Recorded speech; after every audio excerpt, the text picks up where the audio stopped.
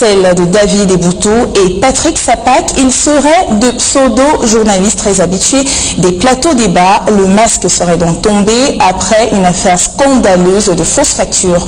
Le récit des faits avec Ronald Pédimillon. Comme dans chaque association des malfaiteurs, il y a un patron. Celui-ci, toute son intelligence, se cache sous ce chapeau qui n'est pas loin d'être celui d'un cow-boy. On parle donc d'une fin de parcours pour ces deux brigands camouflés en analystes politiques, Patrick Sapak et David Eboutou, comme Souké et Siriki, inséparables, ont été cueillis ce vendredi par la police, longtemps recherchés pour des faits de faux et usage de faux, usurpation de titres, outrage à chef d'État étranger.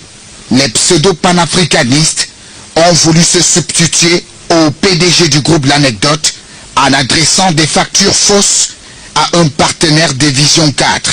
Le mensonge n'ayant pas de longues jambes, les deux imposteurs séjournent depuis vendredi dernier à la délégation régionale de la sûreté du centre, attendant d'être déférés devant le procureur de la République.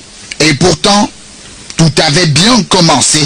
Chassés comme des rats palmistes, Brick Media, une chaîne de télévision camerounaise, ils ont trouvé refuge à Vision 4, un refuge plutôt douillet, avec un salaire mensuel conséquent, régulièrement payé, des frais d'émission s'élevant à 100 000 francs par jour à l'étranger.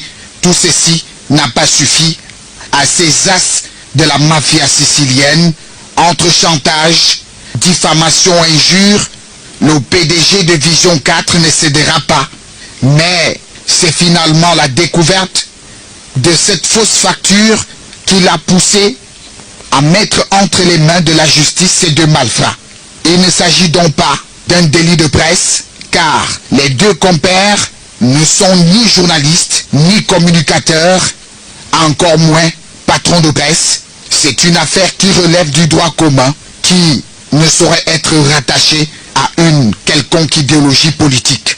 Entre injures publiques, diffamation, outrage à chef d'État étranger, publication des documents confidentiels, faux et usage de faux, les magistrats ont du grain à moudre et nos panafricanistes du dimanche peuvent désormais entrevoir l'avenir dans un pénitencier.